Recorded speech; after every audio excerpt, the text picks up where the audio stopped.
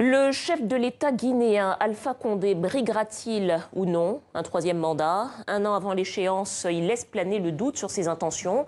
L'opposition redoute un changement de la Constitution pour lui permettre d'y parvenir. Sékou Chérif Fadiga, bonsoir. Bonsoir. Bienvenue sur le plateau du Journal Afrique. Vous êtes le porte-parole de l'UFDG, c'est le principal parti d'opposition en Guinée. Pourquoi cette inquiétude sur la possibilité d'un troisième mandat et sur un changement constitutionnel? Vous savez, nous sommes dans une espèce de manœuvre du président de la République depuis plus d'une année.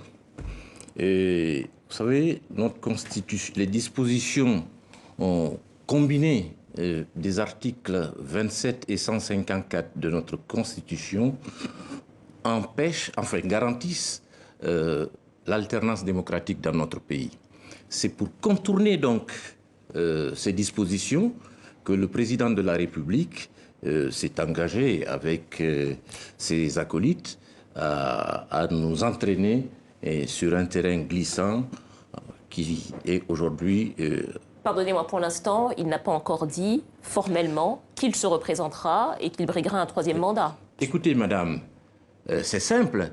S'il n'est pas candidat, s'il ne veut pas, en tout cas, entraîner le pays sur cette voie, c'est simple de dire, d'intervenir, qu'il n'est absolument pas candidat. Je ne vois pas en quoi cela serait compliqué pour lui de dire dès maintenant « je ne suis pas candidat à ma propre succession en 2020 ».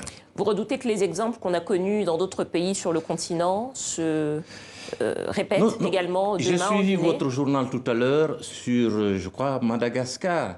Ce sont les mêmes problèmes partout. Vous savez, cette histoire de nouvelle constitution en Guinée, à mon avis, procède d'une escroquerie intellectuelle et morale.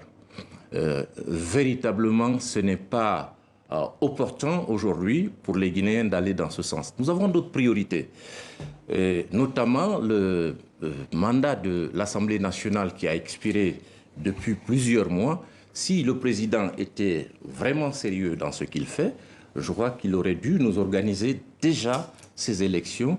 Et depuis qu'il est installé au pouvoir en Guinée, et sachez, madame, que nous sommes dans une perpétuelle transition. Alors justement, au sujet du mandat des députés, effectivement, vous le signalez, les législatives devaient avoir lieu normalement fin 2018. Ce n'est pas le cas, donc l'Assemblée nationale est caduque pour l'instant.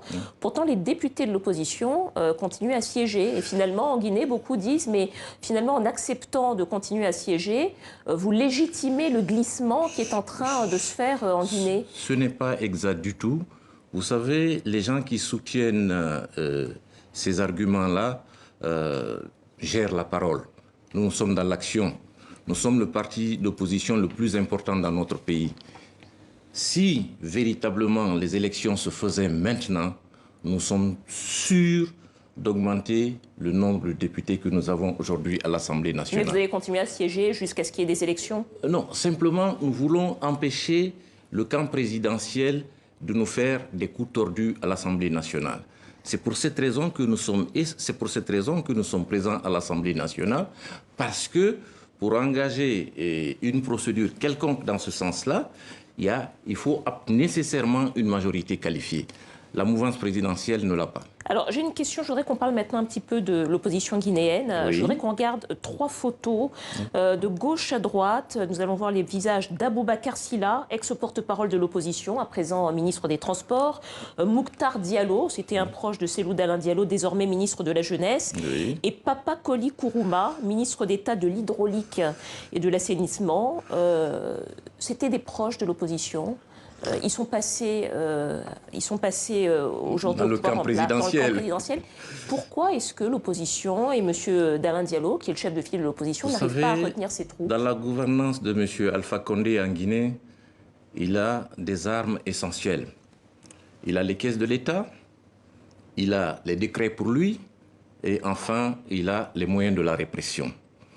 Vous savez, on a mis pratiquement toute notre élite intellectuelle dans une situation de précarité que bon nombre d'entre eux, qui ne gardent pas fondamentalement leurs convictions, se laissent aller disons, à ce que M. Alpha Condé leur propose. Mais en Guinée, le chef de file de l'opposition, c'est un statut qui est rémunéré. Ça veut dire que Cellou Dalein Diallo perçoit une rémunération en tant que chef de file de l'opposition qu'il pourrait utiliser justement pour consolider cette opposition. Pourquoi ça ne fonctionne pas? Vous savez ce que... il y a beaucoup de bruit autour du budget théorique qui a été alloué au chef de file de l'opposition. Laissez-moi vous dire que le montant de cette enveloppe, ce sont 500 millions de francs guinéens. 500 millions de francs guinéens, c'est l'équivalent de 50 000 euros. Vous voyez? C'est peu de choses. Et depuis qu'on a entendu parler de cette histoire de budget du chef de file de l'opposition, il semble que M. Cellou Dalein Diallo n'a pas reçu plus de 2 ou 3 versements. Peut-être une dernière question sur la stratégie que vous allez adopter. On a remarqué que pendant les élections locales en février 2018, il n'y avait eu aucune alliance. L'UFDG avait présenté des candidats un petit peu partout. Est-ce que finalement, on a le sentiment que l'opposition guinéenne, finalement, son plus gros problème, ce n'est pas tant le chef de l'État, c'est le fait d'être désunis. Comment est-ce que vous allez faire? Comment est-ce que vous comptez faire pour réparer ça? Ce n'est pas spécifique à la Guinée. Chaque parti politique joue à sa propre chapelle. Est-ce que vous avez une stratégie pour contrer ça, cette désunion? Non, c'est pas notre préoccupation du moment.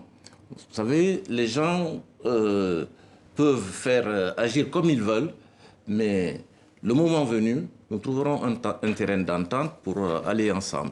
Mais dans l'immédiat, ce n'est pas la priorité de l'opposition. Sékou Chérif Fadiga, porte-parole de l'UFDG, principal parti de l'opposition guinéenne. Merci beaucoup d'avoir répondu à nos questions. Merci. Et c'est la fin de ce journal. Merci de votre fidélité. À demain.